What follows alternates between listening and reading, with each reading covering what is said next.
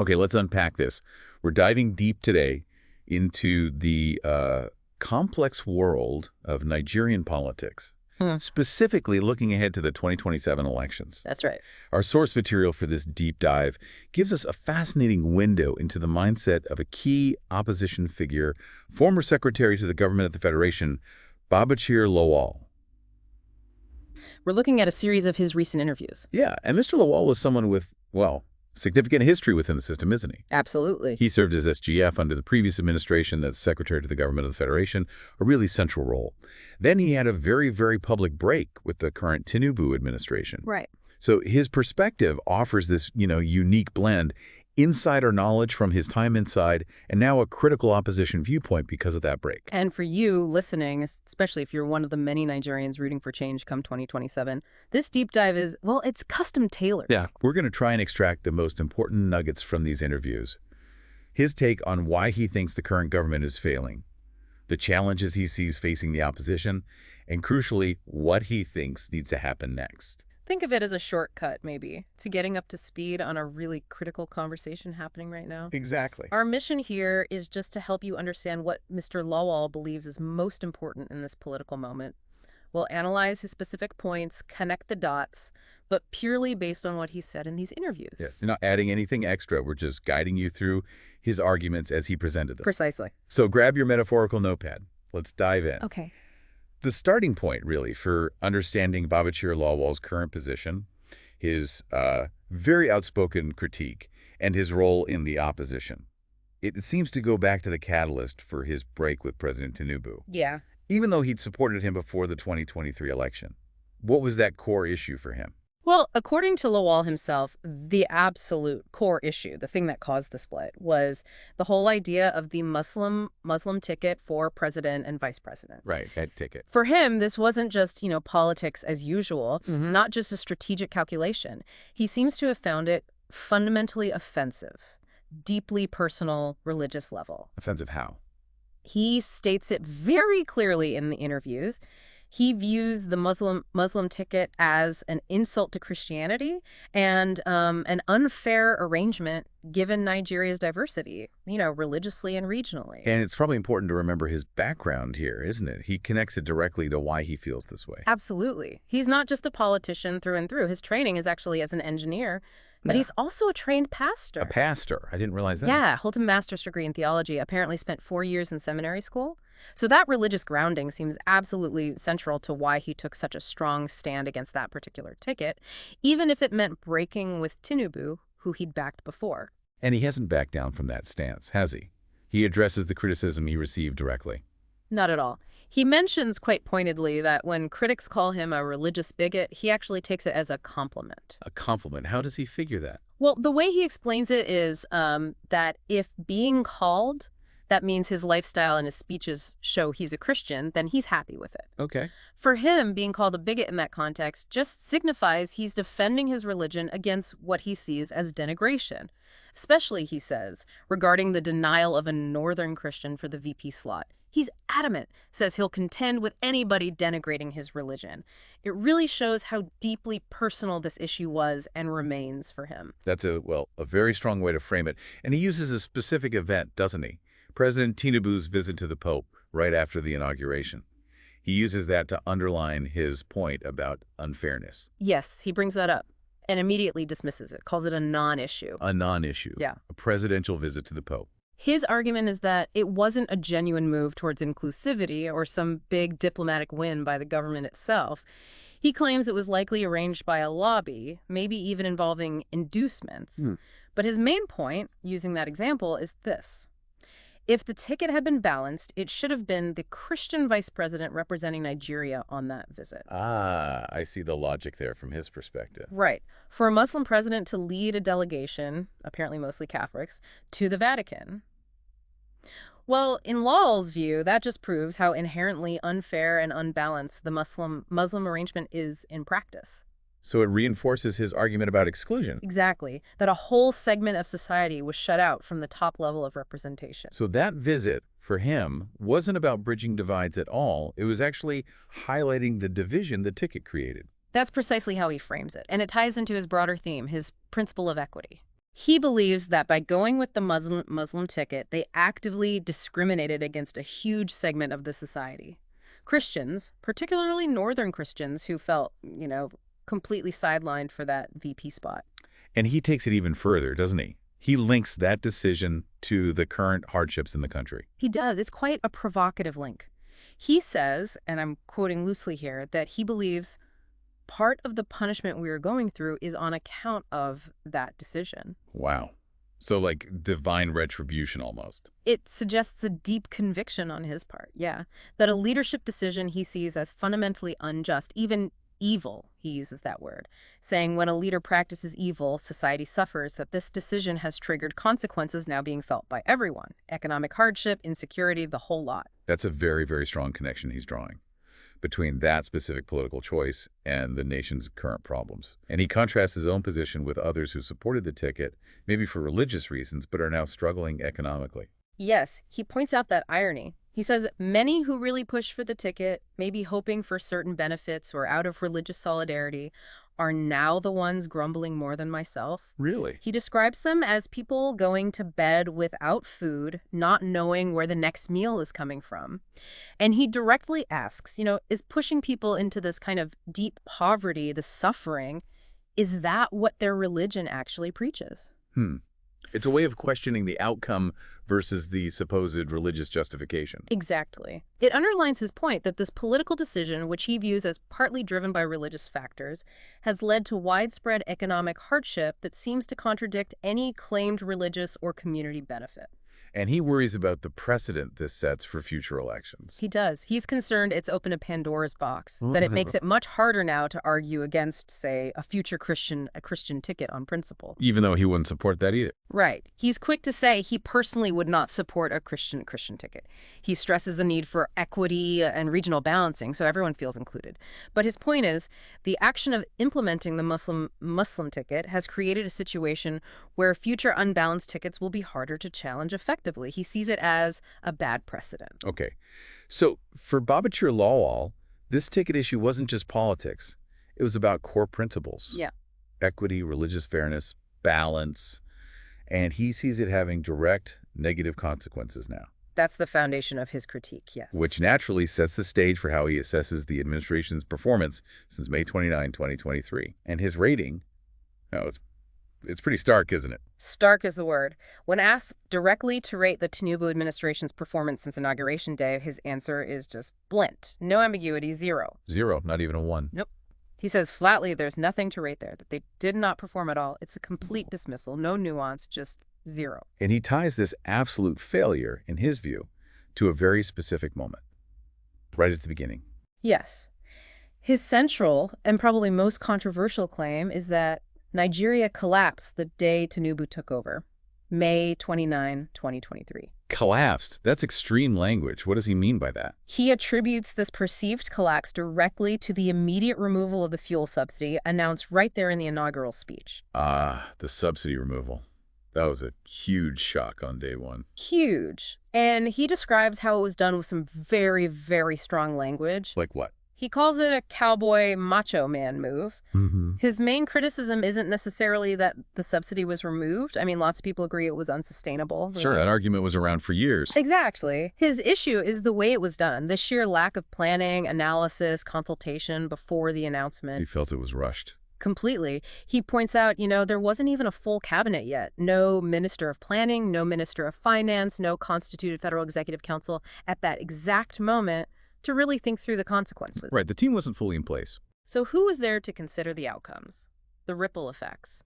Crucially, the mitigating measures needed to cushion the blow for ordinary Nigerians. In his words, there was nobody to advise on such a massive policy shift before it just happened. And the immediate impact, according to his own observations, was severe. Extremely severe and rapid. He uses these specific, very relatable examples from his own life, his own business, to illustrate it. He says transportation costs tripled instantly, sometimes times 4, overnight. Can you give an example he used? Yeah, he talked about the cost of moving animal feed from Zaria to his farm. It jumped from N270,000 per truck to N1 million in 1 week. In 270K to a million. In a week, he said transporting 3 tractors from Kano to Yola was quoted at N3 million. Even just moving 4 bags of groundnut seeds on a small pickup from Zaria. N500,000 for transport. These aren't just abstract economic figures, are they? They show the immediate hit to basic activities. Precisely. They paint a picture of the devastating ripple effect on ordinary people and businesses. And how did that broader effect play out, according to him? He explains how this massive, sudden spike in transport costs just crashed everything. For instance, transporters couldn't afford the fuel to go to local markets like Mubi to buy grains anymore. So farmers couldn't sell their produce. Exactly. Harvested grains just sitting there because the transport cost made it totally uneconomical to move them. Farmers trapped, businesses stalled. This immediate, unplanned policy change, in his view, caused an instant and widespread collapse across multiple sectors, agriculture, transport, hitting ordinary Nigerians the hardest. Now, you mentioned the counter-argument. The subsidy had to go eventually, and Lawal was part of the Buhari government that delayed it. How does he square that? He acknowledges it. He says his previous government under Buhari had a running battle over subsidy removal, and yeah, they did foot drag. So why the harsh criticism now? He defends Buhari's resistance. He explains that Buhari resisted mainly because he connected subsidy removal directly to the suffering of the masses, the inevitable price hikes for essentials. Lawal describes Buhari's main concern as being for the poor man. So a different motivation for delaying. That's how Lawal presents it. He argues Buhari prioritized the masses' immediate well-being over what might look like sound textbook economics on paper. He sees the purpose of government as serving citizens, making life easier, not just balancing budgets while people suffer. And he contrasts Tinubu's approach with how past governments handled similar situations. Yes, explicitly. He points to historical examples where subsidy removals or fuel price increases came with specific programs to soften the blow. Like what? He mentions Abacha's Petroleum Trust Fund, the PTF. He says you can still see signs of the PTF today, visible projects funded by savings from fuel price increases back then. Okay. Any others? He also mentions SureP, the Subsidy Reinvestment and Empowerment Program under Jonathan Obasanjo, I believe. Another initiative where savings were meant for infrastructure and social safety nets. And how does he view the Tinubu administration's palliatives in comparison? He finds them totally inadequate. He cites his own observation only seeing one bus provided as a transport palliative in his entire state, despite governors reportedly getting funds for exactly that. So ineffective cushioning, in his view. Yeah, implying the efforts aren't nearly enough to match the hardship caused by the abrupt removal. Beyond the economy, he also paints a very grim picture of security. Very grim. He claims insecurity has increased significantly since May 2023, says it's grown exponentially. Increased. That contradicts some official narratives. It does, and he makes a remarkably strong, very controversial accusation here. He says it's as if the government is training the insurgents themselves. Wow, that's a huge claim. Why would he say that? His reasoning seems to be that these criminal groups, insurgents, bandits, whatever you call them, are now operating all over the country with, in his view, total impunity. While it's a very serious claim, it underlines his perception that the security situation has drastically deteriorated to the point where he questions the government's effectiveness or perhaps even its intentions. And the combination of this perceived economic collapse and rising insecurity, what's the impact on poverty, according to him?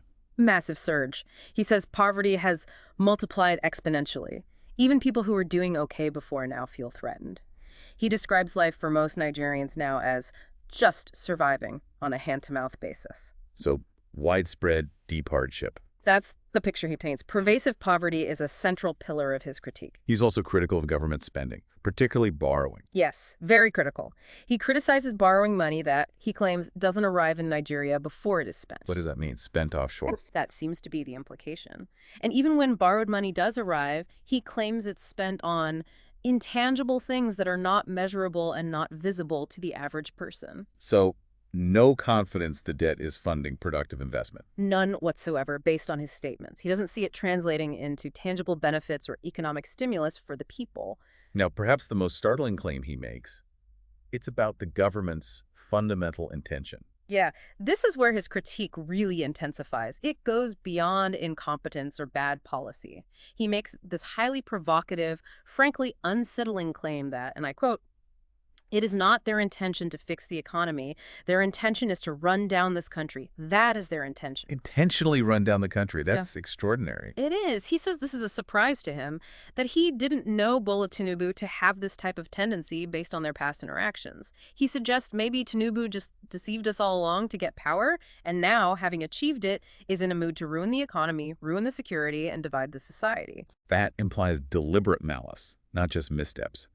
A very, very serious accusation. It's extremely serious. And it directly contradicts, obviously, what government spokespeople say, but also what institutions like the CBN, World Bank, IMF sometimes say, praising reforms. Now, Lawal is utterly dismissive of those positive narratives. How so?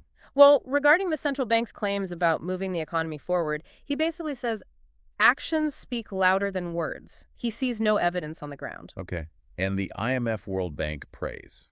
Profoundly skeptical. He questions if any country has ever genuinely improved under IMF World Bank programs. He argues they're there to impoverish us so their people can exploit our wealth. That's a common criticism of those institutions in developing countries. It is. He believes anytime you hear about their loans or praise, the economy actually crashes more. He asks for just one example of a country that benefited, implying none exist. What about political endorsements? Politicians say in the Northwest endorsing Tinubu despite the insecurity and poverty there. He's equally scathing about them. He calls Northwest politicians who endorse the administration, especially on security grounds, shameless liars. Shameless liars. Strong words. Very. He believes they're deceiving themselves and their own people because the reality contradicts their claims. He says they have no regard for their people and suggests their motives are questionable, strongly implying they might have been induced rather than acting out of genuine belief or concern for constituents. Right. So his assessment is just a complete rejection. Zero performance, rooted in the subsidy removal, leading to economic collapse, rising insecurity, poverty, and questioning the government's very intentions while dismissing any positive spin. That sums it up. A bleak assessment from someone who was once an insider. And that bleakness logically leads him to get involved in trying to change things for 2027, right? Through opposition efforts. Absolutely. Given that profound dissatisfaction, that belief the country is being deliberately ruined, it makes perfect sense he'd be actively involved in trying to forge an alternative. The interviews touch on the political chessboard, including politicians defecting to the ruling APC. What's his take on that trend? He has a very specific and, yeah, pretty cynical view on why politicians defect. What's the motivation, according to him? Pure self-interest, personal gain.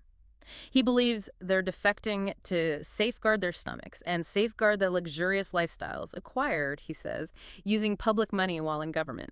So not about principle or serving constituents. Not in his view. He categorizes them as politicians who go into politics simply to get something out of it, not to contribute to public welfare. But even with politicians joining the ruling party, he seems to think these defections are ultimately, irrelevant. Immaterial is the word he uses. That's his crucial point, and maybe a point of hope for those wanting change. He strongly believes elections in Nigeria will go to the ballot boxes, and that 2027 will be decided by voters, not governors. Okay, but governors are powerful, aren't they? They control state resources, party machinery. Why does he think they have little influence on the voter at the polling unit? He draws a sharp line. He acknowledges governors do have huge power within the party system. They can rig primaries, deny return tickets to lawmakers who aren't loyal, basically control careers within the party structure. Right. But, he insists, when it comes down to that individual voter alone in the polling booth making their choice, governors cannot control that secret ballot decision. And he has examples to back this up. From 2023. He does. He cites Delta State in 2023. The sitting governor was also the PDP's vice presidential candidate. Huge power. Yet Lawal notes the governor could not deliver his state for his party's presidential ticket. He claims Peter Obi of Labour Party beat them flat there. Interesting. Any other examples? He also points to Borno State. That's the home state of the current VP, Shedima. Lawal claims it's very well known that Shedima struggled to deliver Borno for the APC and suggests they had to do some magic on the results to avoid embarrassment. He argues the average voter knows Shedima had been disgraced woefully in his home base based on actual voting. So his point is, holding high office doesn't automatically mean you control the grassroots vote. Exactly. These recent examples, for him, prove that executive power doesn't translate directly into dictating individual voter choices. And he connects this back to his point about character. Yes. He says defection is a function of the character of the person. Someone without character abandons principles when their interest is threatened. That's what he sees in these defections. And crucially, he adds, these defectors are not bothered about the interests of the masses. So because he sees defections as purely self-serving and disconnected from voters. He and the opposition group he's working with are not bothered about defections. They view the whole trend as immaterial for the 2027 outcome. Their faith is in the power of the individual vote. That's quite a significant perspective for anyone hoping for change in 2027. It suggests the ruling party's perceived strength from defections might be, well, superficial. The real battle is winning voters. That's certainly his argument.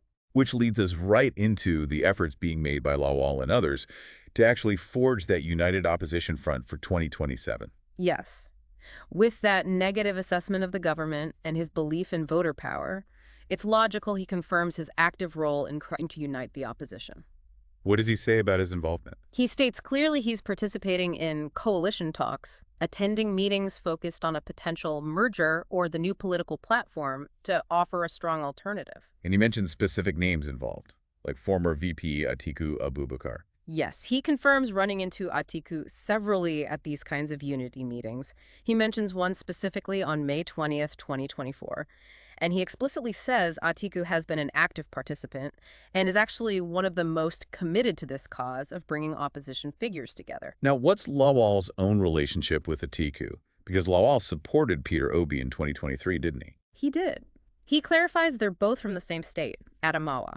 He calls Atiku an elder statesman, his uncle's brother, showing personal respect. He explains his 2023 support for Obi stemmed from his principle that the presidency should go south then. Since he'd fallen out with Tinubu, a Southerner, he looked for another viable Southern candidate, hence Obi. But for 2027. Looking ahead, Lawal expresses the view that the presidency should ideally come from the north this time, which, aligns with Atiku's likely ambitions. It suggests a potential shift in his regional preference compared to 2023. Okay, so Atiku's involved, Lawal's involved. What's the actual process this coalition is using to decide on a platform? According to Lawal, they've set up a technical committee of experts. Their job is to analyze the options. The shared goal is clear. Move into one platform to form one strong opposition party to challenge the APC effectively. And what are the options this committee is looking at? He mentions two main possibilities. Either find an existing smaller party they could move into, modify it, upgrade it, and strengthen it, or the other option is to register a new political party entirely from scratch. So adopt and adapt or build anew. Are they close to deciding? He indicates they're getting to the end of the process and expect to announce the chosen platform soon, whether it's an existing party or a brand new one. Is there a sense of urgency? Definitely. He notes the public anxiety, says Nigerians are anxious about this, always asking when the platform will be announced. So, he says the leaders are speeding up the process to reduce the tension among our supporters. Now, maybe one of the most significant things he says about this platform concerns the PDP, the People's Democratic Party. Yes, Lawal is absolutely definitive on this. Crystal clear. He states emphatically, nobody has ever bothered about let's adopt PDP as the platform. Nobody. That's a major statement excluding the main opposition party like that. Why? His explanation is that there's a consensus within the coalition group he's part of. They all agree that PDP has an incurable virus. An incurable virus. That's his analogy. He says no antibiotic can cure what is ailing PDP. Because they see it as fundamentally broken and unwilling or unable to change from within, he states, we don't want to go into a house that we cannot modify. Therefore, according to him, the PDP is simply not in that list of potential platforms being considered. That's a damning assessment of the PDP from a key opposition strategist.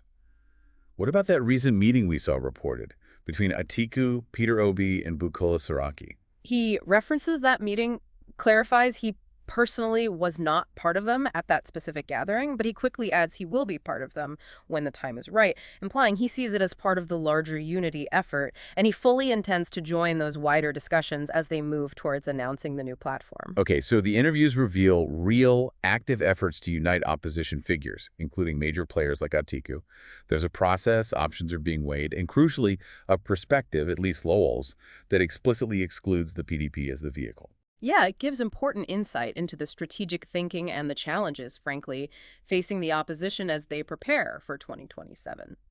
Turning back briefly, Lawal also reflects on his time in the previous government under Buhari as SGF.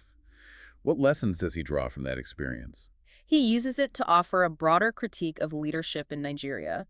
He says, "We make mistakes in governance. A big problem," he thinks, is what happens when leaders get into the villa. What happens? He suggests once a leader sits there, they can start thinking they've become a little god. He blames a lack of genuine accountability, lack of frank advice. Because leaders control favors and patronage, he says, almost everyone around them just wants to worship the leader to get something. So few people tell truth to power. That's his view. Few can look the leader in the eye and say, "Oga, this is wrong." It's a pretty pointed critique of power dynamics from someone who was right there at the center. He had served under Buhari, and that administration faced criticism early on for being slow, particularly in forming the cabinet. How does he address that Baba go slow criticism now? He defends Buhari's pace, calls him General Buhari, describes him as very purpose-driven, someone with little leisure, and crucially, not having a very wide cycle of friends. Meaning he was careful about appointments. Exactly. Because Buhari was, in Lawal's words, straight, honest, and sincere, he needed time to find people he could really trust. Lawal frames the delay as a necessary result of Buhari's careful, trust-based approach, not indecision. He shares an anecdote about President Tinubu's view of Buhari's pace back then, doesn't he? Yeah, he calls it a funny story. Says Tinubu told him back then that Buhari's government felt like a pilot that drives an aircraft to the takeoff point and switches off the engine. Nothing was moving. Ouch. Tinubu apparently felt key posts like SGF and Chief of Staff needed filling quickly so things could move without going directly to Buhari constantly. This was during that Baba go slow period. An interesting historical snapshot from Lawal. And Lawal's own appointment as SGF was unexpected for him? Completely, according to him, he wasn't expecting it. Says after the election, he was ready to go back to his consultancy work. Only got a hint later from the late Abakari, who mentioned Buhari was considering him. Lawal even told Kyari he'd never minuted an official file. His background was engineering. His file was a toolbox, not administrative papers. Right. Now, there was criticism of his time as SGF and specifically that corruption allegation involving role division. Yeah. How does he handle that? On his performance, he claims he did well. Says, "Everywhere I go, they say you are the best SGF," and he hasn't heard otherwise directly from Nigerians. And the corruption allegation. Nope. And 7.2 million consultancy. He views it entirely as politically motivated, a pretext to get him out. He believes they were getting me out so that they could get at him, Buhari, because I was his shield. So he thinks he was removed to weaken Buhari. That's his perspective. He was a protective buffer, and removing him exposed the president. He points out the court eventually discharged him, saying the prosecution didn't even have anything to defend, which he sees as vindication. Proof it was political. Despite being removed under those circumstances, what's his relationship with Buhari like now? It seems quite remarkable, actually. He says President Buhari is the only person in the world I call my boss. He holds him in extremely high esteem. Deep respect and loyalty remain. But he doesn't want him back in power. No, he clarifies that. Respect doesn't mean wishing him back. His constitutional term is over. He doesn't long for Buhari to return. Personal loyalty, not political nostalgia. Finally, during the Buhari era, there was criticism that the North didn't benefit much, infrastructure-wise, despite a Northern president. How does Lawal reflect on that as a Northerner who served then? He believes Buhari himself wouldn't deliberately shortchange the North, calls him patriotic, aiming for fairness. But he adds a nuance. He suggests subordinates, like ministers, might not always share that national view. They might prioritize projects regionally. He gives an example. He mentions former Minister Fashola, implying works might have been concentrated in the Southwest under his watch.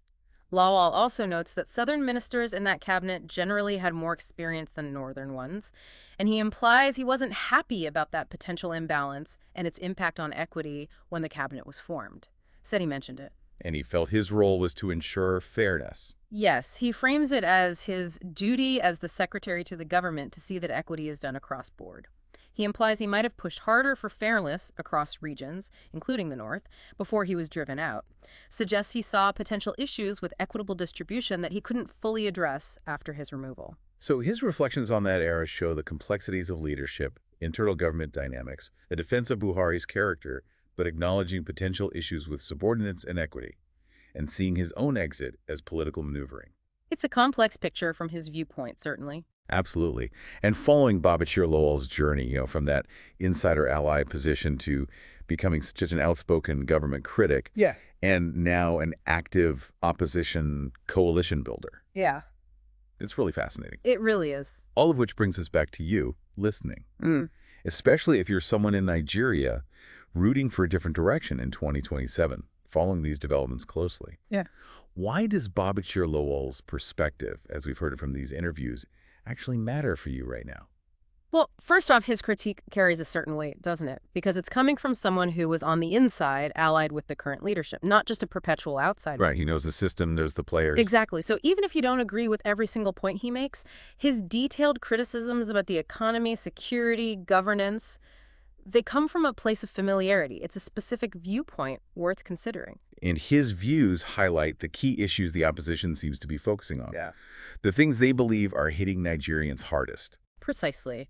That immediate, severe impact of the subsidy removal, the dire state of the economy and the poverty he describes so vividly, the worsening insecurity, these are the pain points he's identifying as the government's critical failures. It gives you insight into the likely battleground issues for the opposition campaign.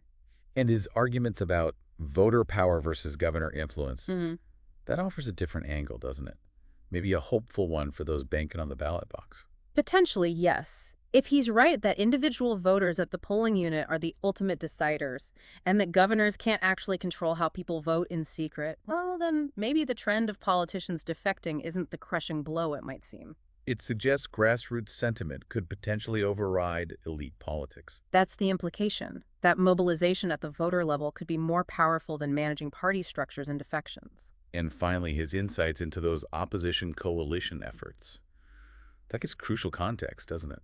Absolutely.